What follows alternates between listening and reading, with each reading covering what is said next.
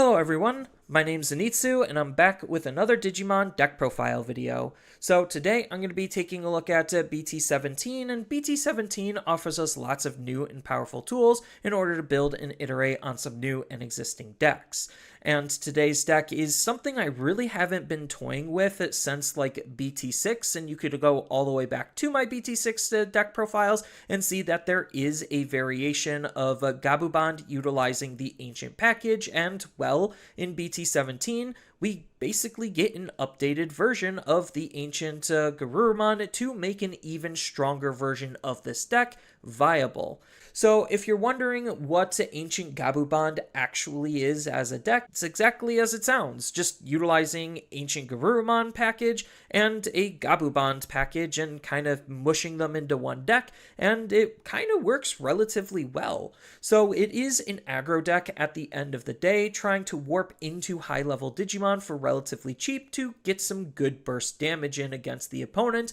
and kind of just rinse and repeat that until the opponent loses. So it has some really good searching and memory generation tools that we didn't exactly have access to before, to make not only our setup but our combo plays that much stronger. And it also plays around with lots of different synergies like Garurumon, Gabumon, and hybrid-based synergies, acting as some really good resource engines to enable a lot of our combo plays to begin with. So the biggest weakness of the deck is the fact that, unfortunately, there isn't really a lot of good ways to increase our Digimon's DP, so any big enough wall could just stop a lot of our aggression, especially if that big wall does have some built-in immunities towards our removal. Then it's just going to make trying to get around those walls that much more difficult. But there's also a lack in general protection, which is also kind of unfortunate, so our cards are a little bit squishy and vulnerable to the opponent's removal. We do have some saving grace on having a few cards that allow us to try to reuse some of our cards, but that might not necessarily be enough or impactful, especially since we also are still vulnerable to removal and don't exactly have the greatest removal against some of the opponent's Digimon, especially when they're in a higher stage with another body on the field. So all of this combined just makes me believe that a normal Ancient Garurumon deck is better, but that doesn't necessarily mean that Gabu isn't a fun and strong deck in of itself to play around with. So with all that said and done, let's just dive right into the deck profile and see what we're working with. Starting off with the Digitamas, I'm just going to be running basically the best that we currently have access to, which is the one copy of Bukamon. The other four Digitamas of the deck is going to go to Wanyamon, acting as a really good draw engine. Then when it comes to the level 3s, I'm going to be running mostly a Gabumon package because, well, we're still a bond deck and we need Gabumons to bond into. So as a result, I'm going to be running 5 copies of Gabumon X Antibody. So one of them is going to be the EX5 version, and it's still a really good card because it's fulfilling mostly the same exact role as the BT9 that we're running 4 copies of. So both of them are basically going to be looking for our Garurumon based cards, which is going to be our Ancient Garurumon. So it's just helping with the overall consistency while letting us utilize our level 3 inheritable abilities a little bit easier and earlier. But as far as our base Gabumons go, I'm going to be running 4 copies of the EX1 Gabumon because it's another digging or searching tool. This time it's on an inheritable ability, and it's a when attacking inheritable ability to check the top 3, add any Tamer or Digimon with Gabumon in its name from among them into our hand, and the rest go to the bottom, which there's a lot of Gabumon named cards and a lot of Tamers in this deck, so there's a high chance that this card is at least going to find something useful. Then when it comes to the other level 3s, I'm going to be running 2 copies of the BT17 Gabumon.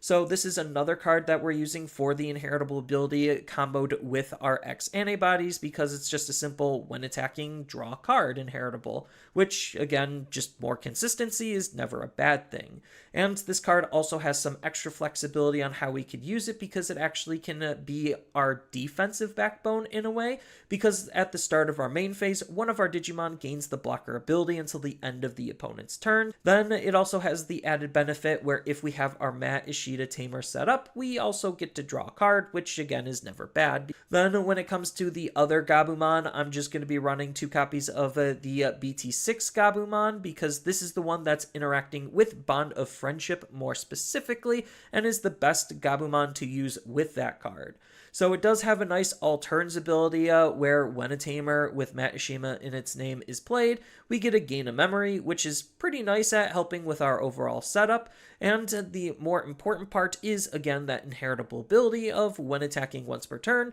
if this Digimon is Gabumon Bond of Friendship, we get to unsuspend it, so we can have access at extra attacks when we go up into our bond. And then the last 2 rookies could kind of just be whatever you feel like you want to use. I'm going to be using 2 copies of Strabimon because we do still have a little bit of hybrid synergy, and we still want to try to find our Tamer, and this is a card that's kind of doing both, where it's just a simple searcher off the top 3, looking for our hybrid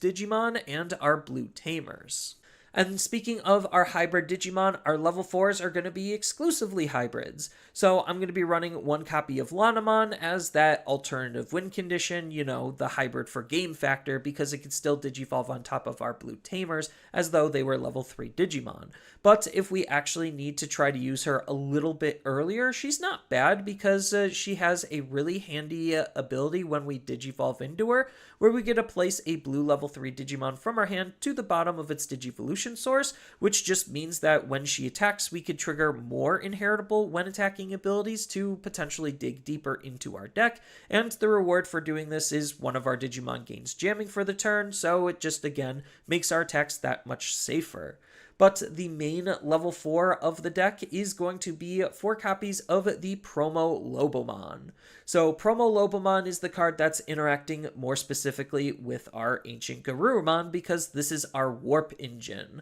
So it has a nice Wind Digivolving ability where this Digimon could then Digivolve into an Ancient Garurumon from our hand for 1, and ignore the rest of its Digivolution requirements. If we do this, we have to delete the Digimon at the end of the turn, which might seem like it's a big deal, but with the new Ancient, it really actually isn't. And I'm not running any level 5s, so let's just skip right into our level 6s, which we already know. I'm going to be running 4 copies of Ancient Garurumon. So, as I already stated before, Ancient Garurumon just has a lot of synergy going on with the deck. Obviously, it's a Garurumon named card, so it works with all of our Garurumon searches as a viable target, while also being a powerhouse in of himself to use as the main card to warp off of our Promo Lobomon. So this is a huge upgrade compared to the old one, and this card is just really strong because of the flexibility it has, having both an on-play and when Digivolving ability to return the opponent's lowest level Digimon back into their hand as just, you know, some free extra control, while also having a nice secondary ability that plays alongside the first one, where when an effect adds a card to either your opponent's hand or your hand, then you get to bounce the top card of the opponent's security back into their hand, so it's acting as some ways to burn the opponent's security, and this is before you even swung to get a check with this card, so it can easily hit 2 security. Then it even has a nice on-delete ability similar to the old Ancient, which again is going to be triggering because we're warping and it's going to die immediately at the end of our turn, where we then get to return 1 Tamer and 1 hybrid traded Digimon from our trash to our hand, and then we get to play 1 Tamer from our hand for free. And this is really good, especially if we have some good aggro in the early stages of the game, to make sure that we're not only just being as aggressive as possible, but setting us up for the late game as well. Then, when it comes to the level 7s, I'm going to be running 2 copies of Gabumon Bond of Friendship, because, you know, you can't have a Bond deck without a Bond, and this card is still just a pretty strong card in of himself, having a nice when attacking ability, where if we have a Tamer in play, we get to unsuspend this Digimon. So, if we combine this ability with the BT6 Gabumon, that means we could get 3 checks off of this card in a single turn, which is a lot of aggression. Then he even has a nice when attacking ability to pair up with the fact that he could attack multiple times, because this ability is not once per turn, where we get to return one of the opponent's level 5 or lower Digimon to the bottom of their deck and trash all of the Digivolution sources underneath that Digimon. And I'm also going to be running another level 7 to coincide with the bond of friendship. And this could kind of just be whatever you feel like you want it to be. It could be an Omnimon, it could be a Death X. It doesn't even have to be an extra level 7 if you don't want it to. But I do think that because we have the potential and ability to sit on a level 6 body, having a level 7 ace isn't necessarily the worst thing either, especially when 2 copies of Imperial Dramon Paladin mode ace are really strong at trying to counter specific decks. So it does have, obviously, that hand counterblast Digivolution ability because it's an ace Digimon, acting as a good hands trap towards some of the opponent's actions, and its on play and when Digivolving effect is really strong because we get to trash all Digivolution sources from all of the opponent's Digimon and return all cards in the opponent's trash to the bottom of their deck, which is just, again, really strong because we don't have a whole lot of grave-based interaction with the game, and this is just the best way to actually interact with it. And then on top of that, if this effect returned a level 7 white Digimon, we just so happen to have the ability to gain an extra 3 memory, and he even has a nice when attacking ability that coincides with that first on play and when Digivolving ability, where we get to return one of the opponent's Digimon with no Digivolution sources to the bottom of their deck to unsuspend this Digimon. So if they have a wide field of Digimon and no ace Digimon, then he could single-handedly clean up the opponent's security and field almost at the same time.